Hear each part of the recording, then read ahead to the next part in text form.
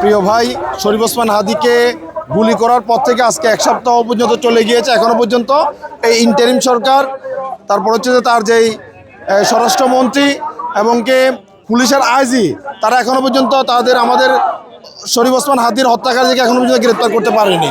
তো আমরা আজকে এখানে এসে তাদেরকে জানান দিচ্ছি অবিলম্বে ওসমান হাদির হত্যাকারীদের গ্রেপ্তার করতে হবে এবং কি তাদের সর্বোচ্চ শাস্তি মৃত্যুদণ্ড নিশ্চিত করতে হবে। এই জন্য আমরা এখানে অবস্থান করছি। আমরা একটু পরে আবার আমরা বিক্ষোভ নিয়ে আমরা শহরের দিকে চলে যাব। ওসমান হাদি ভাইয়ের যে শহীদ হওয়ার সৌজন্যে বৈষম্যবিরোধী ছাত্র আন্দোলন সহ অন্যান্য রাজনৈতিক দলের কর্মসূচি ছিল। গতকাল তারা বিক্ষোভ করেছে।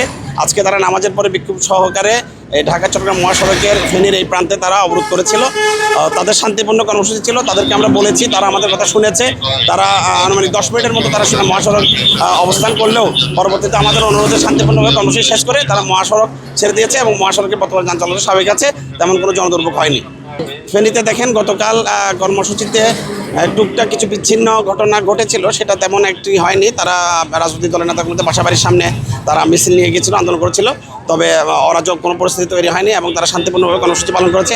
আজকেও দিনব্যাপী তাদের বিভিন্ন কর্মসূচি আছে, তবে এখন পর্যন্ত তাদের সব কর্মসূচি আমাদের সাথেই তারা আমাদের সাথে একাত্মতা করেই করছে। তেমন কোনো জনজীবনে দুর্ভোগ পোহানোর মতো তেমন কোনো কর্মসূচি হয়নি। বর্তমানে ফেনীর পরিস্থিতি সম্পূর্ণ স্বাভাবিক, আইনশৃঙ্খলা পরিস্থিতি স্বাভাবিক।